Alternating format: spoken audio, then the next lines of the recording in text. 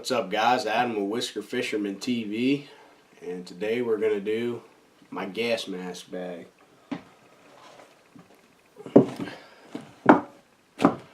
Right off the bat, guys, I'm going to go ahead and talk about the elephant in the room. This is a Chex M10 gas mask. There are basically two schools of thought on these. One is that it's better than nothing, and two, that they're nothing but props. I went with it's better than nothing, but I will say right off the bat, unless you absolutely feel like you have to have something right now, and a simple dust mask or a bandana isn't going to cut it, then I would save my money and buy a modern gas mask. And that is one of the major improvements that I'm working on. Now with these though, you don't get any kind of coverage for nerve gas or nuclear fallout or any of that kind of stuff. You do get, at least from the research I've done with the filters that come with these, which I've heard that these are really more just a test filter. These aren't the filters that were issued to their military. Things like smoke, dust, tear gas, things like that, it will cover you, which was one of the main things I was worried about. Was the we all saw the footage of 9/11 and just how bad the dust can knock people down. I live in a reasonably rural area, so there is a small potential for things like forest fires, but primarily this is something that I wanted that I have to throw in my car if I do go to a city. Not that long ago, I was fishing actually right next to an airport, and I did make sure to at least have this in my car. But again, I would say right off the bat, save your money and get a modern gas mask with quality filters. They can be pretty expensive. These run about 15 bucks. So I bought one very early on in my when I started prepping, really. And if nothing else, once I do get a modern gas mask, I think they do look pretty cool, and just kind of as a wall hanger. The main idea behind this video, though, guys, is just to give you an idea of if you're having to pull this bag, okay, it's time to go. There's something in your way. It's got to get out of your way. That's the main thing that I am trying to kind of show you with this video. This mask came with this bag, which honestly, guys, it's not too great of a bag. It's pretty simple, but it is actually not a bad bag, But this isn't really about the bag. First thing, I put a nice big old chunky belt knife in here. This came in a shit hit the fan box. It's pretty sharp, it's pretty big, it's thick, so I do have the ability to pry a little bit with it. And it's heavy, which is part of what I wanted. I want something heavy, again, so that if I have to, I can chop through brush if I really need to, but primarily if I have to shove this in between a door or something, to get where I need to go, then that's why I put this in here.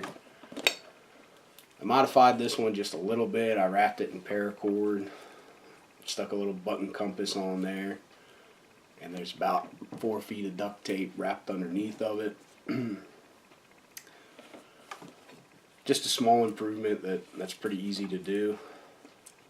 If you guys are interested, I'll show you how to do that. It's something you can do in about 15 minutes if you've never really tried to wrap anything before. Next is the gas mask itself. This came sealed. I'm not going to break the seal on it. This model has a straw. You do get at least one lens cover. I thought you were supposed to get two, and there should be some adapters in here. And the lens covers, guys, are just so you don't obviously scratch up your lenses. Primarily, one of the big bonuses with these, I think, over something like a, just a dust mask, is that you do have, it covers your face. So yeah, you could throw a wet bandana around your mouth and it might get you through, but honestly, I think even without the filters, it's going to keep stuff out of your eyes, and it's just something to think about. If you do end up having to go with one of these, a modern one is just not in your budget, because like I said, they do get expensive. And there are different versions of this. Turn this light down a little bit, guys. There are different versions of this. You can buy, I believe it's an M65, which is a German surplus mask for about the same price, and that has more of a traditional screw-on filter, which actually might be a little better just for ease of use. But I have one of those as well, but this is the one that I decided to stick in this bag, primarily because I have extra filters and things for it. So the mask itself, guys, again, buy a modern one if you can. If you can't, remember, that's not going to stop any of the really nasty stuff that might get thrown your way, but it will stop some of the smoke inhalation and things like that. Just a normal size pair of vice grips, guys. I talked about in my EDC video, there's just a million uses for vice grips. Need to open a valve or something, and just to smash in a window or something, these work pretty well. But I wanted a nice hefty tool, not a multi-tool. I'm not I'm not going to be punching holes in leather or anything like that. Again, once I put this on, I'm in go mode. This is, I need to get out of where I'm at and into a safe area.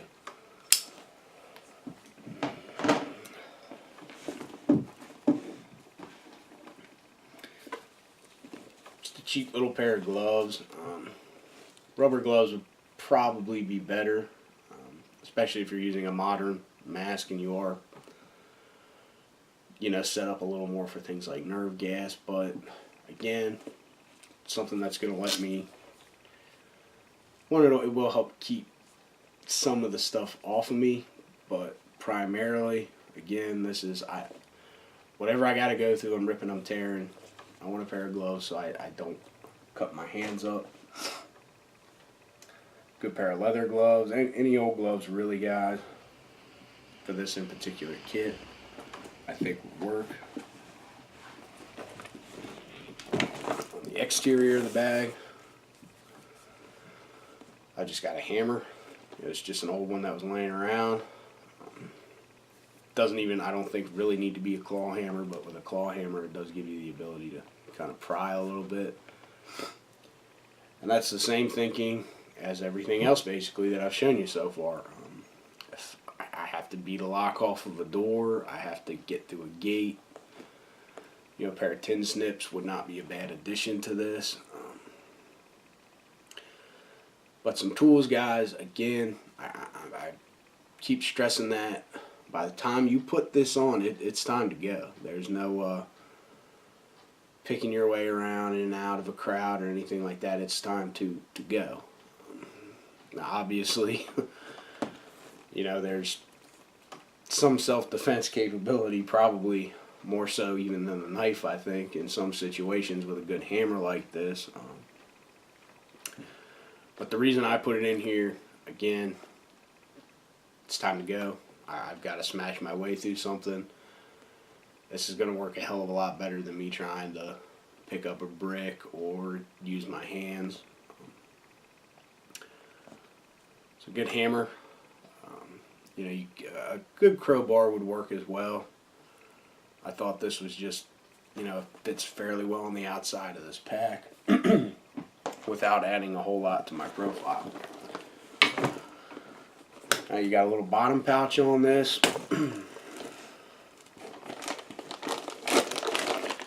Which comes with believe this came with one set, and I bought another set of filters. There are no filters in that mask right now, which again, with these masks that have the cheek filters, is something that I think you're really going to want to watch out with. Might take you a little time to get them in, but again, with this type of mask, you're not combating nerve gas. You can probably work through some smoke or dust to get these in. But filters, I would say an extra set. Might be a little over redundant, but you know, one is none, two is one. And they are relatively inexpensive too. Just something that these masks do have going for them is that anybody can afford these. You know, I believe the cheapest I've seen them is about $10. So this is something that anybody can afford, as long as you know how to shop online a little bit. The one thing I never hear anybody talk about, this is just a razor. You know, it's just a simple little camp razor. Before this, I had a couple of little Bic razors, but I got this and it shit hit the fan box and it seemed to be about right for it. If you have facial hair, guys, you know, you whisker fishermantv, I do tend to have a beard. You're not going to get a proper seal. I threw this in here. That does not necessarily mean you have to shave, you know, your entire face, but you do need to work on these areas where you're going to make contact. If you ever had to wear a respirator professionally, which I have, you know, you can usually get away with a goatee and a day's worth of scruff. I found that I could usually still get a pretty decent seal. But that is something that you really need to think about, is some way to get the facial hair off your face if you grow facial hair. And that's everything I keep in here, guys. This isn't, you know, this is in addition to my bug out bag. This is in addition to my get home bag. This is something that, if I'm bugging out, I'm going to grab this. If I'm, again, going down towards the city where something like smoke inhalation is a possibility, I will grab this until I can get, you know, a more modern one. And that's the video, guys. Thank you for watching. Click subscribe. I appreciate every view, like, comment. I love hearing from you guys.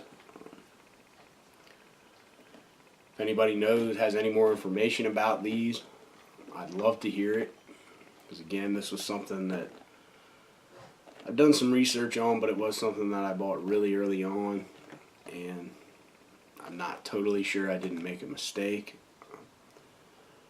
Again, I have done my research, and I do believe that smoke and dust, at the minimum, I think you're covered. Anything else, I think it's better than nothing. I think it is better than trying to throw a bandana over your mouth. And I will say, just real quick while I am thinking about it, with these, what I'm going to call Soviet bloc countries, with these kind of filters, especially if they are surplus, the chemicals that are in these are not always the nicest chemicals. You might want to do a little research on that. I've heard that there's asbestos in some of these, so this is not a toy. Even if you do want to keep it as a prop, guys, don't go throwing the filters in and walking around with it on Halloween. You know, this is an emergency item. All right, thanks again for watching, guys.